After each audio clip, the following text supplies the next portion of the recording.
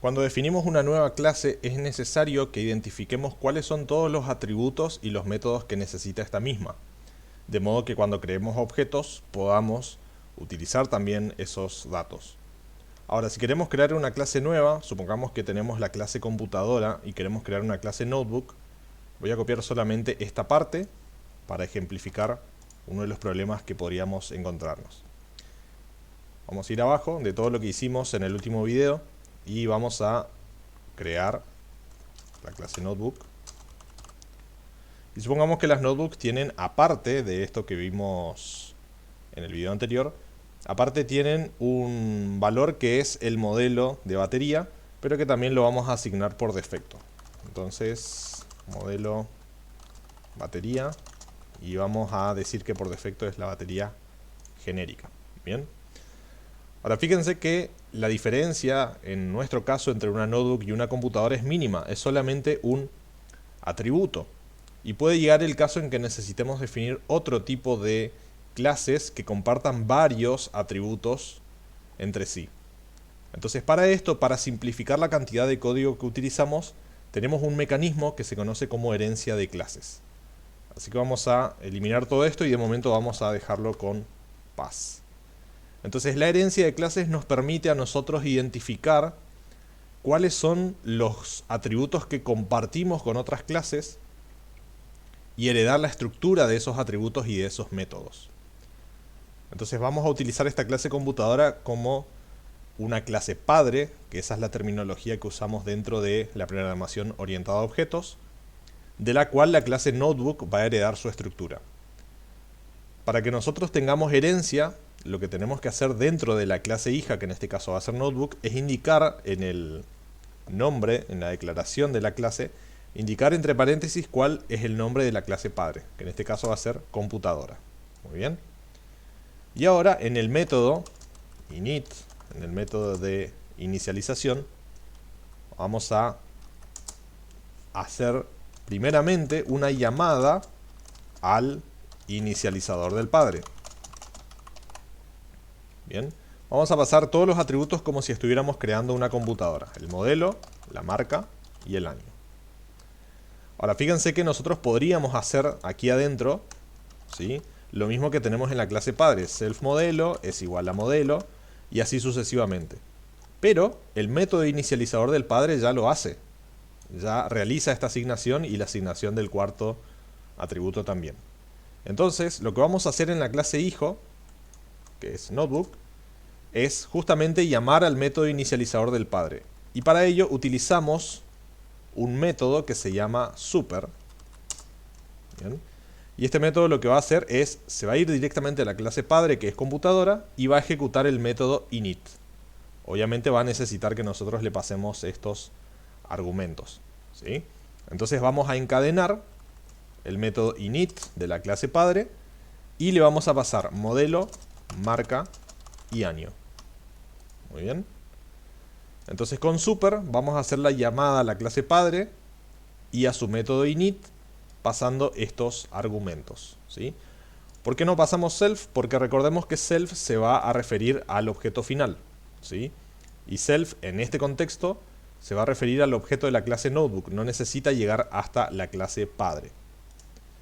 Bien, y luego lo que vamos a hacer es definir los atributos de la propia clase, ¿sí? Todos los atributos adicionales que tenga esta clase y que no necesitamos delegar en la clase computadora. Por ejemplo, dijimos que la notebook va a tener un modelo de batería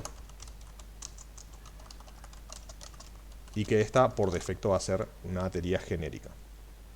Muy bien, vamos a hacer una serie de pruebas. Entonces salimos de la clase y vamos a crear el objeto miNotebook. Vamos a usar la clase notebook y según el método init de notebook tenemos que pasar el modelo, la marca y el año. Vamos a copiar estos tres atributos o estos tres argumentos que se van a convertir en los atributos de esta clase. Y fíjense que no tengo definido nada más en mi clase notebook. Pero la herencia no solo nos permite heredar los atributos que ya tenía la clase, sino también sus métodos. Es decir, que puedo acceder a descripción y a actualizar puerto USB. Aquí hemos cometido un error recién. Volvemos para atrás.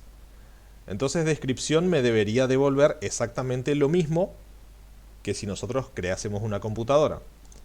Vamos a imprimir, ¿sí?, mi notebook.descripción. Y fíjense que PyCharm me da acceso directamente a estos métodos. Vamos a ejecutar. Y efectivamente fíjense cómo tenemos el mismo resultado que antes porque pasamos los mismos atributos. Cambiamos algunos de estos valores y ejecutamos una vez más. Y ahí tenemos los datos de la notebook.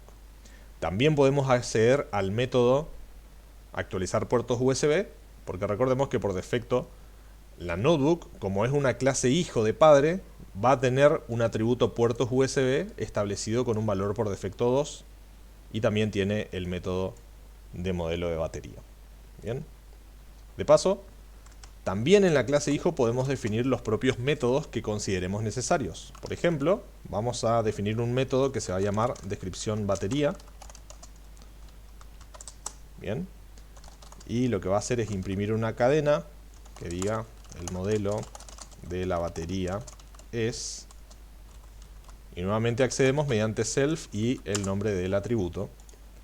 Entonces puedo ejecutarlo abajo tomando el objeto y llamando al método descripción batería. Ejecutamos y ahí tenemos el resultado. Muy bien. Otro de las ventajas que nos da la herencia es que podemos realizar un proceso que se denomina sobreescritura. Para ello vamos a volver a nuestra clase padre y supongamos que queremos definir un método que nos devuelva cuál es el tipo de computadora específico que define esta clase, ¿sí? Entonces vamos a simplemente imprimir, es una computadora. Bien. Vamos a ir aquí abajo, fíjense que estamos en los objetos de la clase de computadora y vamos a pedirle al objeto mi computadora que imprima el tipo. Bien, ejecutamos y efectivamente hasta esta altura tenemos la computadora, habíamos cambiado los puertos y nos dice es una computadora. Muy bien. Entonces este método tipo lo acabamos de definir en la clase padre y es un método más, es un método común y corriente. Pero si nosotros en la clase hijo lo redefinimos, podemos cambiar su comportamiento. Entonces lo que estamos haciendo aquí es lo que se conoce como una sobreescritura de un método heredado. Bien. Y solamente para que estemos seguros de que esto funciona, en lugar de escribir el método, voy a pedirle a la notebook que imprima el tipo. ¿Sí? Fíjense que ahora tengo acceso a este método que antes no existía. Como el objeto notebook pertenece a una clase, que es la clase notebook, que es hija de la clase computadora, tiene acceso a todos sus métodos. Vamos a ejecutarlo. Y fíjense que dice es una computadora. Pero obviamente se ejecuta con la lógica que tiene en la clase padre. Entonces vamos a sobreescribir esa lógica y vamos a indicar que cuando estamos llamando a este método desde la clase notebook, tenemos que imprimir es una notebook. Muy bien. Ahora fíjense que vamos a ejecutar el mismo método, no vamos a cambiar nada en la llamada, pero efectivamente nos aparece es una notebook. ¿Por qué? Porque hemos sobreescrito el método que hemos heredado de la clase padre para que tenga su propia lógica en la clase hijo.